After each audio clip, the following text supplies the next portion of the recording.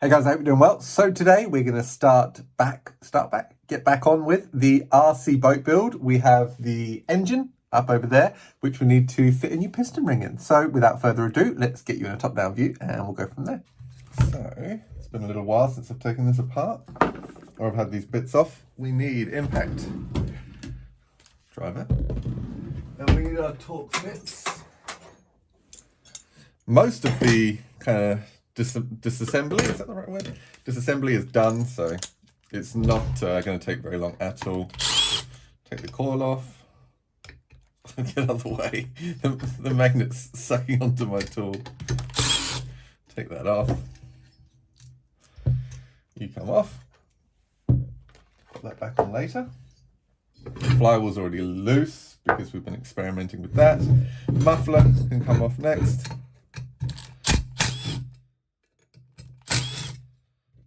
Thinking about putting a different muffler on here, but we will see. Gasket's kept on the back. Take the spark plug out, which is of course already loose because we've been fiddling around with it. Then we have, are they T27s or T30s? I might just double check. Yep, T27s. There'll be a gasket under here that might need to be replaced if it gets torn. I'm not sure.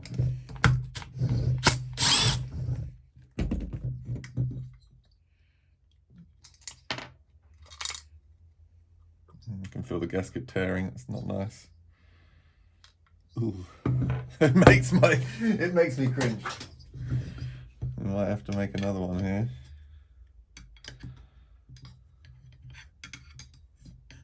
We'll see. I probably should have ordered a gasket, but I don't know. Yeah, that's stuffed. We're gonna have to make another one. That's a shame. Oh, there's actually a fair bit of scuffing going on. I didn't notice that scuffing before. Gosh. That's why the compression is low. Inside the cylinder is, oh no, oh that's such a shame. Right, let me bring you in closer. So this is this is actually the transfer side. Well, there's a transfer port there. That side is damaged, and that side too is damaged. That's not from overheating. That's the exhaust side that would be damaged if it was overheated, and it's not. So I had a quick look in here, and you can see, if I get a torch in here, that is plating. That's the Nickel plating. It might be chrome plate that has flaked off everywhere. So it's damaged there, and no doubt it will probably be on the other side as well. Any damage on this side? Yep, there it is, because it's damaged both sides of the piston, so it would have been damaged on both sides of the cylinder. That's really not a good sign. Look, I think we spent, how much money did we spend? I can't even remember what we spent on this. That's only going to keep happening. That's not going to get any better. So what we'll do, I'm going to go in there with some coarse silica carbide. We'll cut this. Most likely. I haven't got any diamond. Actually, have I got diamond? I think I have got diamond. Yeah, I might use a bit of diamond abrasive on there because that will cut it much quicker. We'll smooth off all the edges, and then we'll go over the piston very carefully with a file and just remove any high spots that might be remaining. Then we'll go over the rest of the cylinder to ensure we haven't got any transfer issue. Make another gasket because that's stuffed. Check squish. Should have checked squish before, really. In fact, that's what we'll do first. We'll check squish first. Let's get this back together. We'll check squish, then we can proceed, and then when we put a new gasket in, we know whereabouts we are. Okay. Let's have a quick look. There we are. You should really do all four corners, but I'm just going to do the thrust sides. We'll see. We'll see what the reading is.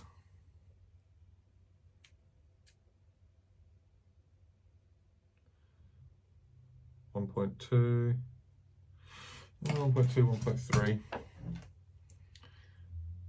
Let's just do 90 degrees to that too.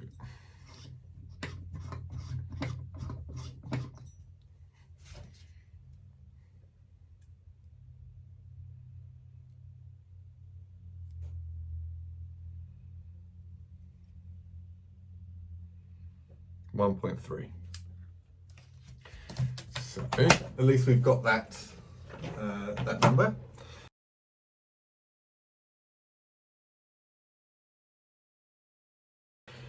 Probably around about 0.8 of a mil, 0.88. So that's fine, I've got that. Let's first address the cylinder. Just make sure nothing falls in there. Yeah,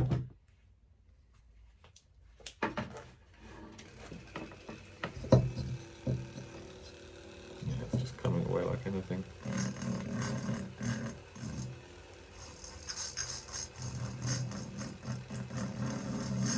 Really what I'm aiming to do is just to try and break the edge and soften it and smooth it out so it doesn't catch.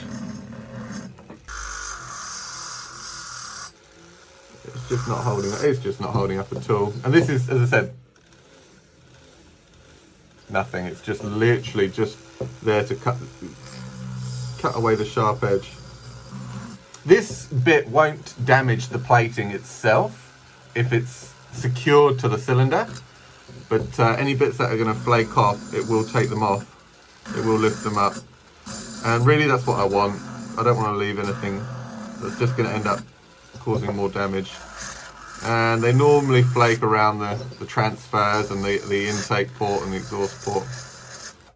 Right, now let's move on to the piston. We won't use any, we won't use a file basically.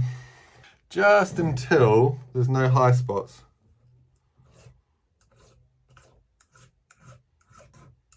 Barely the weight of the file. You don't want anything that's going to embed itself. Don't use Scotch-Brite, don't use sandpaper. Anything like that will embed itself into the aluminium and it will end up transferring and wearing things out. So a file is the best way to do it. Okay, that's good, that's good. Right, I'm gonna go get some Scotch-Brite now, 320, and I'm going to just remove the glazing that's on here just from the Stihl fuel over time. Helps those that new ring to seat. So I've got a little Scotch-Brite, it's like a pad, I don't know what you'd call it, a cylinder, and very gently I'm going to go in and out, and this is just to break the surface. It's also going to break the edges of the transfers and the exhaust port as well. I'm not trying to cut a new surface in the Nickersill. It's not going to happen with this aluminium oxide pad. You need diamond.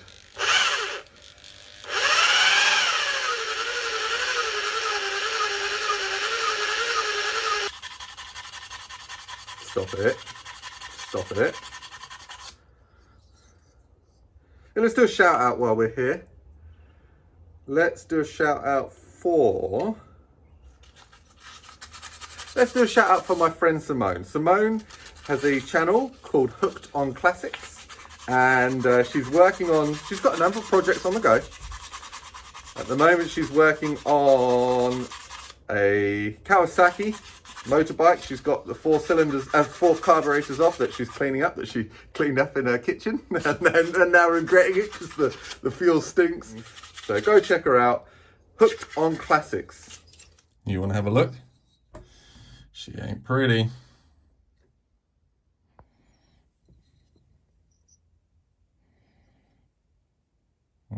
Focus. Can you see?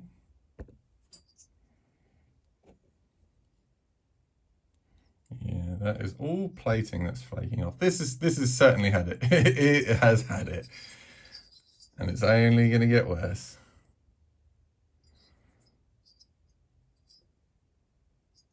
Actually, that's a little bit of transfer there. That needs... Oh no, can't feel it. That'll be fine. And then deep down in there. Yeah, not great. Not great at all. But anyway, let's make a gasket, put it back together. That's all we got at the moment. And the piston ring was only $10.95. We can live with that. Right, gasket paper. Let's make this gasket.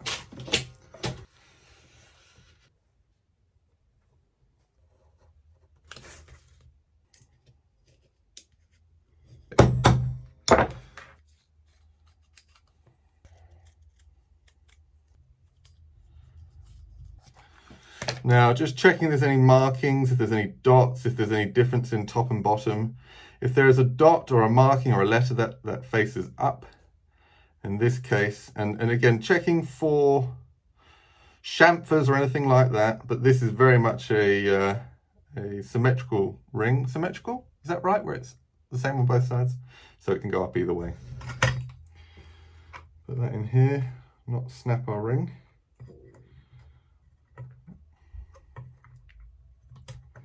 That's that. The last thing we need in this cylinder is a dry cylinder. Oh, Amsoil, every time I see it, it's just stunning. Look at the blue. I just love it. I just love it.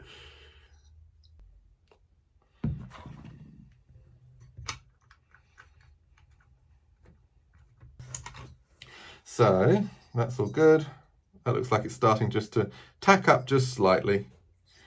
And then we're going to slip it back in. The exhaust goes that way. Tell you what, let's put a little bit of lubricant on the bottom end as well, because that was all cleaned out. And a little bit on the top end. Main bearing. It's going to smoke, but we can live with that. Again, this has got a taper at the bottom of the cylinder, so it's really lovely and easy to put on the ring, just like so, and then that will go in to place like that.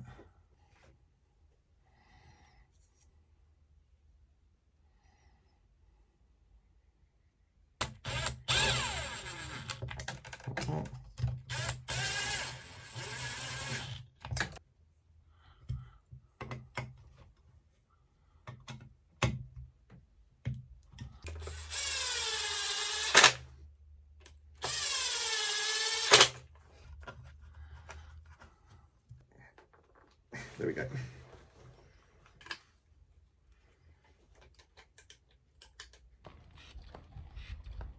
Like that. All right, spark plug. Now we can't kill it. The only way we'll kill it is by choking it. Now, I got really badly, I got a really bad scare when a clutch came off. Now I haven't got anything covering this clutch drum, so I'm actually gonna go get myself a mask, a face shield. In the unlikely event that that comes off, at least my face is protected.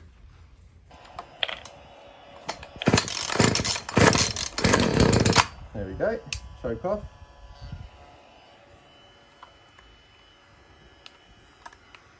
And yeah, this is why that front cover needs to be on. We'll sort that out later. Still, clip goes in there. Once it's all set up, it will be much better. Now, throttle butterfly is open. Pull that, that's all.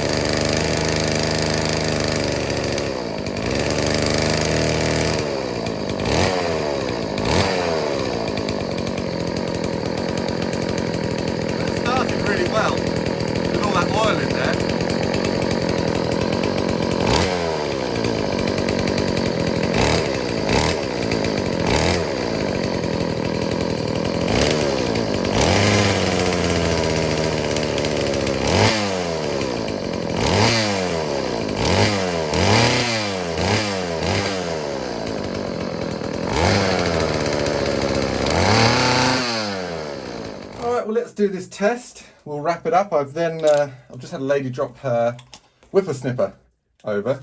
She wants that serviced and repaired. There's a few issues. In fact, there's a number of issues there. So get this done, then I'm going to get on with that. I'll record that too and see where we go. But let's just see what the compression is now. These rings aren't seated, so hopefully it will come up slightly. But yes, we'll see. I need to hold open the throttle. Not getting sparks. Feel that coming out. I don't want that to come out.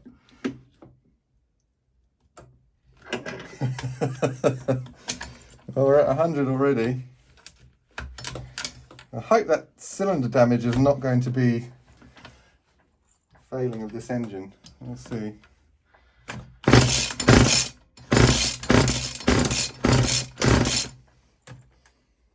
That's more like it. Whoops. Okay, now let's have a look, see where we are. Bang on 150. That's where we want to be. We were at 125 last time.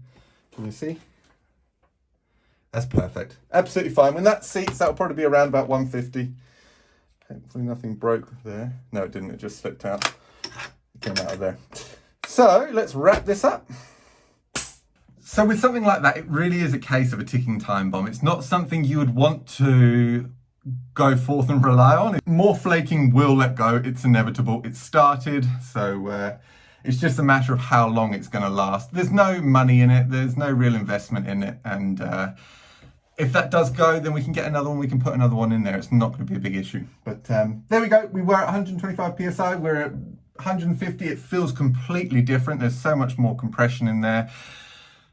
Once we've ran it under load, that ring will seat against the cylinder and you'll get slightly more compression as well. So we'll see how we go. We'll keep an eye on it, but we're going to keep going ahead with that engine and this project. I'm waiting for all of the hardware. So the rudder, the propeller, the stinger, I think they call it a stinger. Someone will correct me. The bit that holds the propeller shaft, or yeah, the propeller shaft. So yeah, I'm kind of new with this RC boat side of things, but we'll see how we go. You are joining me on this journey and we're learning together. So for now, that's a great success. We'll see where we go with it. Hopefully it holds up.